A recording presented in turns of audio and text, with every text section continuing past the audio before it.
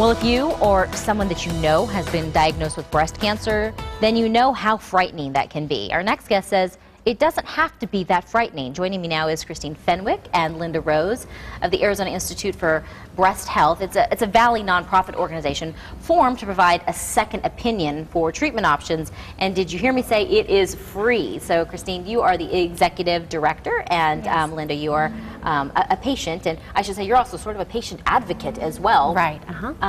Let's start first with the organization, this nonprofit organization, when it came about and why. The organization was founded in 1998 by doctors Belinda Barclay White and Coral Quiet. And the reason behind it was back in 1998 in the Southwest, women were being offered only mastectomy as their only surgical treatment option. We know now that women and really anyone that has breast cancer is a candidate for lumpectomy and radiation, either or mastectomy or radiation, lumpectomy with radiation. Okay, and so Linda, you were a patient. Yes. And walk me through your story and your process, because I have a feeling a lot of people are going to relate to this. Well, I had a heightened awareness of breast cancer because my mother died from it, and I worked in the field as a mammography specialist for 20 years. When I went in for my annual mammogram, they found cancer on my right breast. I first learned about the Arizona Institute for Breast Health from the radiologist, who said that the first thing you get is a second opinion. Right. So I went through the program, and the doctors there discovered a second breast cancer in the opposite breast. Wow. Yes. So they suggested that I get genetic testing because that would determine the result of whether or not I would have bilateral mastectomies versus bilateral lumpectomies. Fortunately for me, I did not carry that breast cancer gene, and the treatment that was recommended was bilateral lumpectomies with radiation. But I hate to think if I had not gone through the program, that second breast cancer might not have been diagnosed until the following year when I went in for my annual mammogram. Well, let me ask you this. In my mind, of course, I don't have the same perspective as Linda. In my mind, I think, well, why wouldn't I just go get a second opinion? Why do we need an organization that provides it for free? Well, the interesting thing about the Arizona Institute for Breast Health is that second opinion is provided through a multidisciplinary panel of breast cancer specialists.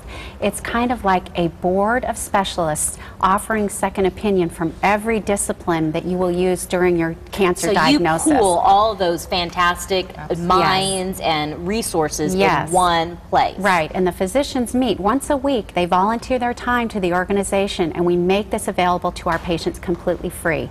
We offer a second opinion actually on their actual tissue and produce a secondary written pathology report, so they have a true second opinion on their tissue when they walk away from our program. So Linda, as you went through this process, how helpful was it? I mean, I'm sure it was helpful, but like to what extent?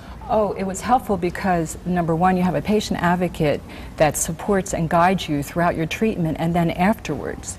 And it was so comforting to be able to talk to somebody and know that you had these wonderful doctors to explain things, because they listen and they answer your questions in such a wonderful way. I imagine people have so many questions. Yes, they do. So many questions. They really do. But I want to double back to this, but I want to make sure we provide enough time to talk about the fundraising effort that you have, so that we can continue to provide this for free to, how many people are you serving since 1998? Wow, since 1998, we've touched thousands of people. Annually, we have second opinion services over 100, but we touched in the hundreds through our outreach, through our patient advocate services, through telephone, through referrals. It's a multifaceted organization that helps many. Well, good. Then let's find out how this fundraiser works and how we can be part of that to continue to help. Well, actually, the Arizona Institute for Breast Health is hosting a Mother's Day Mercado this Saturday, May 7th, from 10 to 5 at Fiesta Furnishings, and that's located on North Hayden, right across from Costco.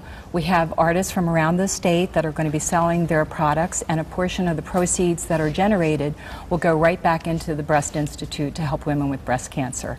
So to learn more, you can go to our website at www.aibh.org, or you can call our main number, which is 480-860-4200. Fantastic. Ladies, thank you so much Thank for coming you. on. Thanks for Just having in case us. people forget those letters and they transpose them, we're going to provide some information on our Okay. website as well. Thank you. So best of luck during that Thank event. you. Thanks for having us. Thank you.